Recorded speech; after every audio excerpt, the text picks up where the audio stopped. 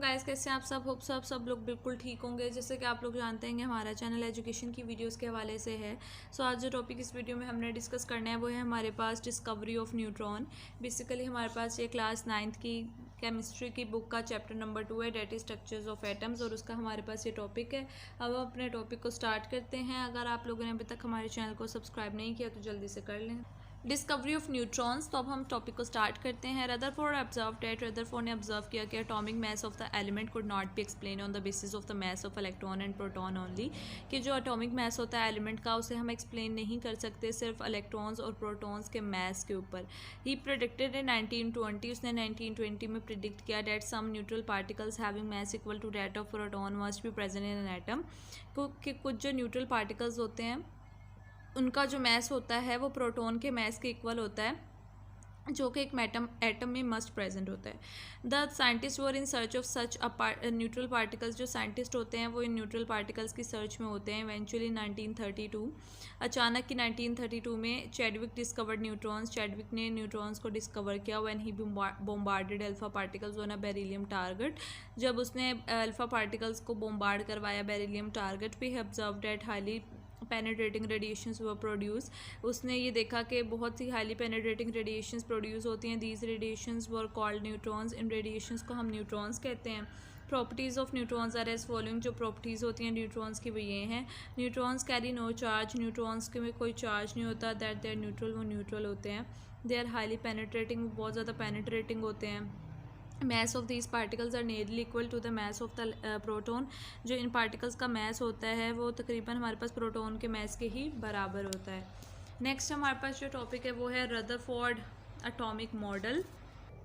अब जो हमारे पास नेक्स्ट टॉपिक है वो है रदरफोर्ड एटॉमिक मॉडल। रदरफोर्ड का जो एटॉमिक मॉडल है, Rutherford performed Goldfold experiment to understand how negative and the positive charges could coexist in an atom. Rutherford ने परफॉर्म किया था गोल्ड लीफ फॉइल का एक्सपेरिमेंट, इस बात को अंडरस्टैंड करने के लिए कि किस तरह जो नेगेटिव और पॉजिटिव चार्जेस हैं वो कोएग्जिस्ट करते हैं एक एटम में। He bombarded alpha particles on 0.00004 centimetre thick gold foil, उसने अल्फा पार्टिकल्स को बॉम्बार्ड किया 0.00004 सेंटीमीटर थिक गोल्ड फॉइल पे। Alpha particles are emitted by radioactive elements like radium and polonium, जो अल्फा पार्टिकल होते हैं वो emit होते हैं रेडियो एक्टिव एलिमेंट्स है, जैसे कि हमारे पास रेडियम और पोलोनियम है। These are actually helium nuclei, असल में हीलियम के न्यूक्लाई होते हैं। They can penetrate through matter to some extent, ये पेनिट्रेट होते हैं मैटर से कुछ एक्सटेंट तक।